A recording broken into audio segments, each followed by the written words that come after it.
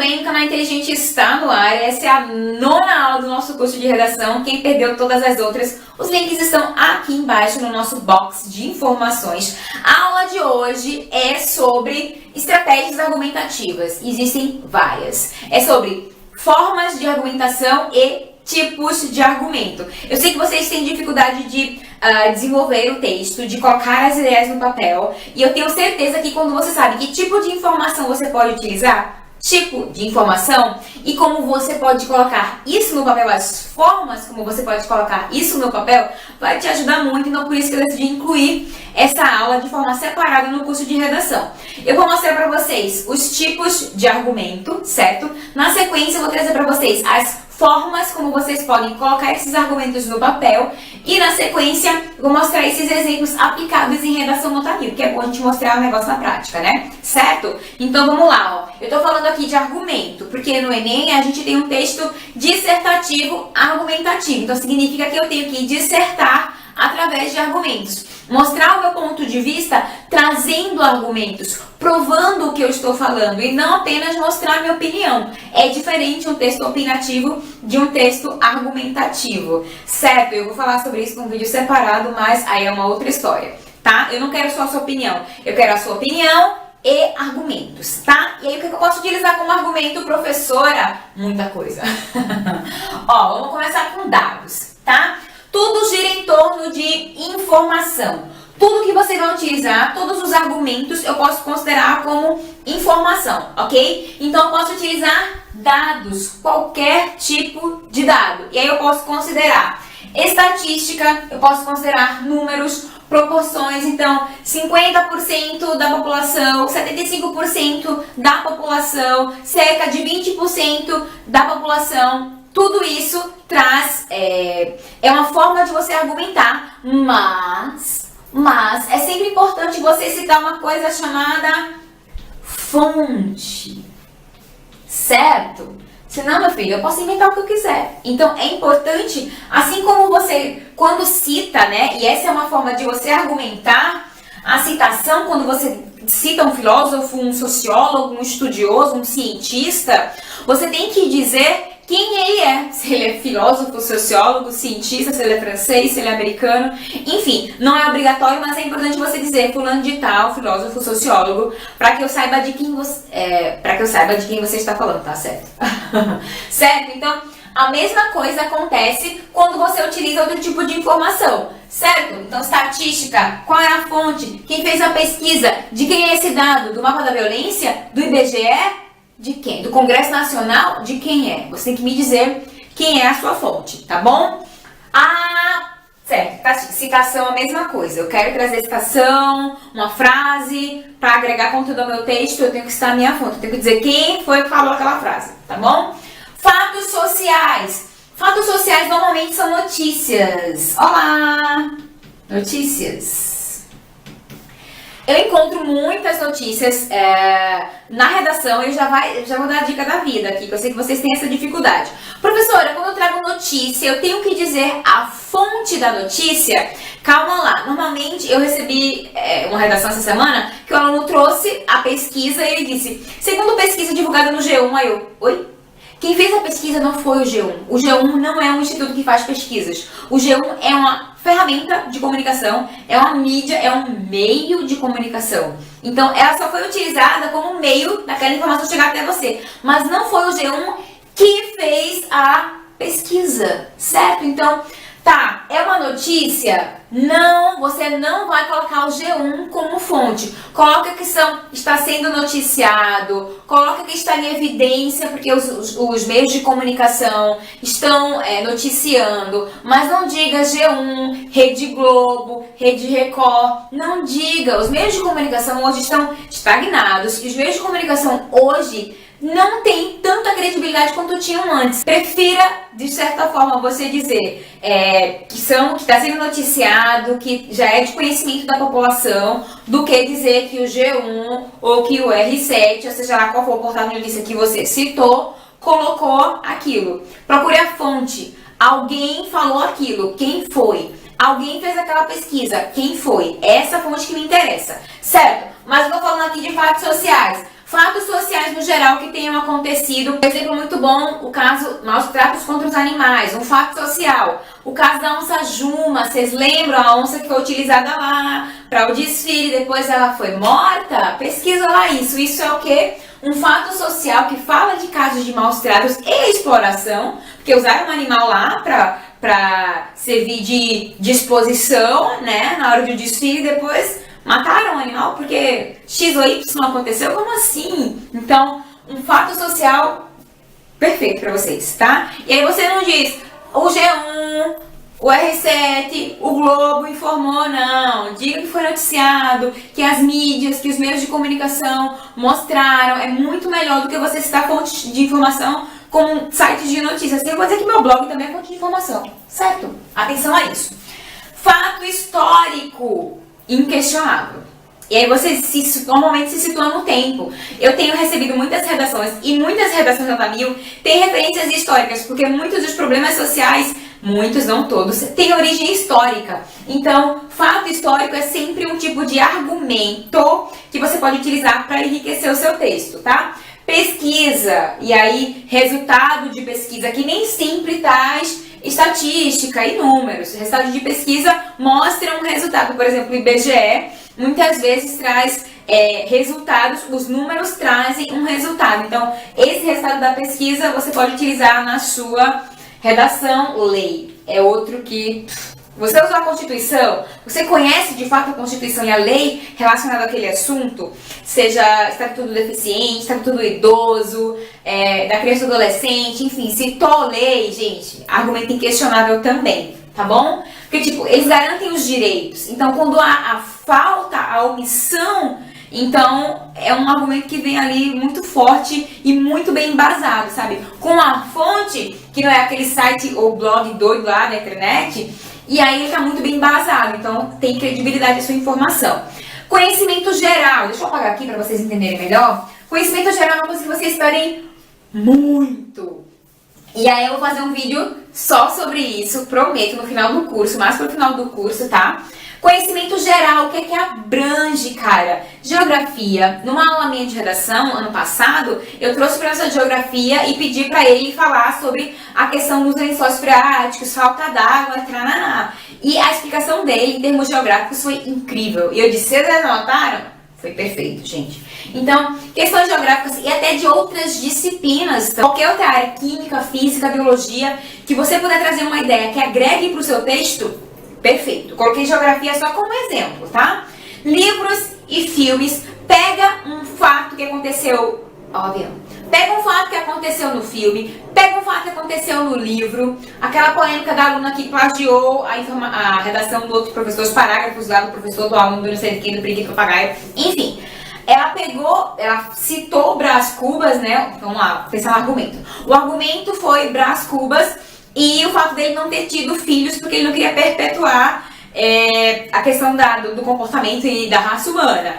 Então, ela pegou essa questão, né, esse tópico do livro e trouxe para o texto dela porque ela estava falando exatamente do comportamento, da falha do comportamento das pessoas. E aí pega qualquer outra questão do livro ou do filme ou da série, tá? Para agregar conteúdo para sua redação, mas foque em algum fato. Se é um livro ou um filme que fala sobre violência contra a mulher, que há uma agressão contra a mulher, por exemplo, que a mulher é espancada e ninguém faz nada, no filme tal, você coloca o nome do filme entre aspas. Eu vou falar sobre isso melhor, tá? Mas assim, no filme tal, você coloca o filme entre aspas, porque é o nome de um filme, é o nome de um livro, você pode colocar entre aspas para dar evidência, tá? Eu vou fazer vídeo de pontuação também pra explicar pra vocês. Porque cada aspa doida que eu recebo, que meu Deus. Gente, aspas é 2 tracinhos assim, ó. 2 tracinhos assim, ó. Aspas simples só dentro de aspas. Tem uma citação dentro da minha citação. Aí eu uso aspas simples. E essa aspa assim, ó. Tá? Aspas normal é 2, tá? Então, tá lá, bota o nome do livro, o nome do filme, entre aspas. Há uma cena em que, há um capítulo que, há um episódio que a personagem tal sofre abuso, não. E aí relaciona isso com o tema que você tá abordando, tá bom? Livros e filmes, séries, música também, o trecho da música tal, você tem que colocar pelo menos o nome do cara que escreveu a música ou do intérprete, tá bom? Música tal, o trecho da música tal fala sobre tal coisa assim, sabe? É possível entender que, relacione, contextualize, que citar por citar não agrega nada, tá bom? E poemas também é a mesma coisa. No trecho do poema tal, de Machado de Assis, de José de Alencar, seja lá de quem for, agrega pra caramba no seu texto. Então, essas que são formas de argumentação não são as únicas, mas são as mais utilizadas. Eu quis trazer para que vocês as conhecessem. E elas serão utilizadas para mostrar o seu ponto de vista, para mostrar o que você sabe sobre o assunto, beleza?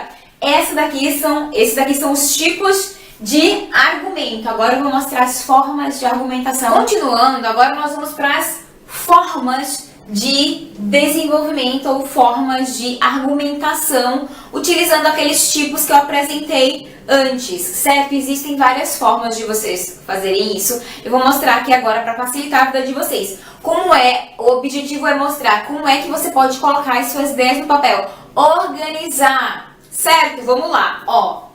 Causa e consequência. Num parágrafo eu falo sobre causa, num outro parágrafo eu falo sobre consequência. Ou, no mesmo parágrafo, se for uma questão específica que eu estou escolhendo, aí eu vou falar a causa desse problema e a consequência desse problema, tá? Gerada por essa causa. Então, pode estar no mesmo parágrafo, causa e consequência, ou pode ter um parágrafo de causa e um parágrafo de consequência. Você escolhe. Comparação, isto versus aquilo, prós versus contras, relacionado a uma questão, relacionado a um problema, certo? A um ponto que você está abordando no seu texto. Pode ser contra-argumentação, e aí eu vou ter um argumento, sabe aquela estrutura que a gente coloca? A gente afirma alguma coisa, aí vem um entretanto, aí você vem com um argumento que questiona o que você acabou de falar. Isso é a contra-argumentação, é muito legal, porque você afirma algo e na mesma sequência você mostra um contra-argumento, uma outra perspectiva daquele assunto, certo? Tem a enumeração, sabe quando você começa a enumerar, você quer dar exemplos, por exemplo, ou você... Por exemplo, foi ótimo, exemplos, por exemplo. Ou... foi horrível.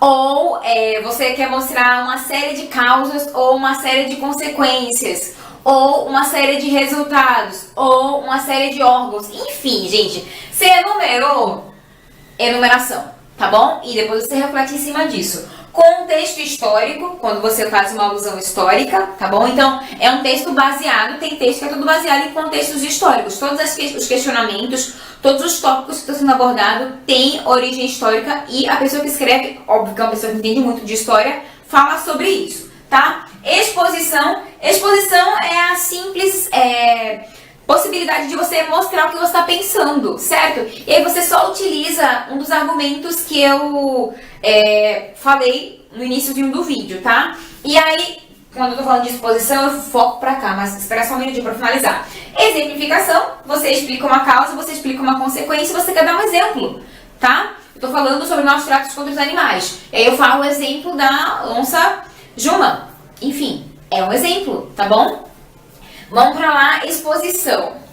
Aí é uma das formas mais simples de você estruturar o seu texto e é uma das formas que eu vou começar mostrando aqui no curso de redação. Ó, formas de estruturação, certo? Através da exposição, é só quando você fala o que você pensa. Não quero argumentar, Perdão, argumentar você vai ter que fazer. Não quero contra-argumentar, não quero exemplificar, não quero nada. Eu só quero falar, professor. Eu posso? Você pode. Você pode, veja só, apresentar um ponto positivo ou uma questão do assunto e outro ponto positivo. Ou um ponto negativo e outro ponto negativo. Para discutir, se forem problemas, são pontos negativos, certo? Um parágrafo com um parágrafo com outro. Aqui embaixo, para ficar bem claro, uma questão positiva, prós e contras, e uma questão negativa sobre aquela questão. Não! A forma mais simples e prática da vida de você desenvolver o texto. Eu vou ser bem franca, tá? Deixa eu ver se eu consigo apagar, peraí. Voltando, Q1 e Q2, P1 e P2. O que é isso, professora? Lá na sua tese, você lembra que você levanta questões que você vai desenvolver no seu texto? Então, questão 1, parágrafo 1 do desenvolvimento. Questão 2, parágrafo 2 do desenvolvimento. Ah, não, eu levantei problemas. Problema 1, parágrafo número 1. Problema 2, parágrafo número 2. No geral, a sua redação é bem organizada assim, sabe? Para você entender a estrutura. Eu tô falando de desenvolvimento. Q1, parágrafo número 1 do desenvolvimento, é o segundo parágrafo do texto, né? Porque o primeiro é a introdução. Q2, parágrafo número 2 do desenvolvimento. Então, abordei a questão 1, no parágrafo 1. Foi expositivo. Exposição, cadê o cedilha? Foi expositivo, foi de exemplificação, não importa. O que você utilizou dentro dessa estrutura para mostrar a sua opinião. Você pode fazer isso de várias formas, mas no Q1, entendendo que tem uma questão 2 que você vai abordar. Ah, não, é um problema. Problema 1, problema 2. Certo? A ideia de Q1, Q2, P1, P2 é para você entender a estrutura. Quem é meu aluno de correção de redação, quem quiser ter redações corrigidas por mim, meu site de correção de redação é o clubederedação.com.br. Os pacotes, inclusive, estão promocionais. Eu mostro isso no texto. Tá lá a tese do aluno, eu digo, essa é a sua tese. Certo? Esse é o seu Q1, esse é o seu Q2. Aí no desenvolvimento eu digo, nesse parágrafo você mostrou o Q1, nesse outro você mostrou o Q2, para que fique... Nem sei se está aparecendo para vocês. Nem sei. Enfim, eu mostro claramente que na tese tem Q1, Q2 e no desenvolvimento ali, ó, Q1 tá aqui nesse desenvolvimento, nesse parágrafo, e Q2 tá nesse outro aqui. Para que ele entenda que a estrutura dele tá coerente com o que ele se propôs a fazer na introdução. Então, eu vou mostrar para vocês agora alguns exemplos de aplicados, né, das formas e dos tipos de desenvolvimento de argumentação. Vamos lá. Deixa eu dar um exemplo de contra-argumentação. É um desenvolvimento do Hilário Azevedo. Olha só, veja só. Esse é bem simples, tá? Além disso, é cabível enfatizar que, de acordo com Paulo Freire, ele está fazendo uma citação, tá? É um tipo de argumento que você pode utilizar. Em seu livro, Pedagogia do Oprimido, é necessário buscar uma cultura de paz. Então, ele cita Paulo Freire, ele cita a obra dele, e ali ele está dizendo qual parte da obra ele está buscando. É necessário buscar uma cultura de paz. Ele está buscando esse embasamento na obra. De maneira análoga, muitos religiosos, a fim de evitar conflitos, ele está fazendo analogia à obra, presta atenção, hesitam em denunciar casos de intolerância, por causa dessa busca da cultura de paz. Sobretudo quando envolvem violência. Entretanto, lá vem um contra-argumento, veja só, ele falou dessa cultura de paz e que muitos religiosos buscam essa cultura de paz e às vezes deixam de denunciar casos de violência. Entretanto, lá vem um contra-argumento para quebrar isso. Olha só, omitir crimes, ao contrário do que se pensa, significa colaborar com a insistência da discriminação, o que funciona como forte empecilho para a resolução dessa problemática. Ficou clara a contra-argumentação para vocês? Ele apresentou um argumento embasado ali no livro de Paulo Freire, e aí ele mostrou o contra-argumento dizendo, ei, mas às vezes quando você busca essa cultura de paz, você está buscando do jeito errado, tá? Principalmente quando você omite a violência, ok? A número 2, números ou estatísticas, tá? Ó, além dessa visão segregacionista, a lentidão e a burocracia, aqui há uma enumeração, ó, divisão, lentidão e burocracia, do sistema punitivo colaboram com a permanência das inúmeras formas de agressão. É porque ele está continuando o parágrafo, tá? No país, os processos são demorados e as medidas coercivas acabam não sendo tomadas no devido momento. Isso ocorre também com a Lei Maria da Penha, que entre 2006 e 2011 teve apenas 33,4% dos casos julgados. Isso é um dado, isso é uma estatística baseado no que ele já estava refletindo. Ó. A visão segregacionista, a lentidão e a burocracia do sistema punitivo. Então, o argumento que ele utilizou veio concordar com o que ele estava dizendo. Ele está comprovando o ponto de vista dele. Vocês conseguem entender isso? Às vezes, eu sei que vocês não têm uma citação, um fato concreto, você não lembra, mas você tem um argumento muito bem embasado. Deixa eu mostrar para vocês como um fato social, citado de forma muito simples, pode transformar o seu texto numa redação nota 1000. Veja só. Um exemplo de desenvolvimento com fato social. Olha, casos relatados cotidianamente evidenciam o conservadorismo do pensamento da população brasileira.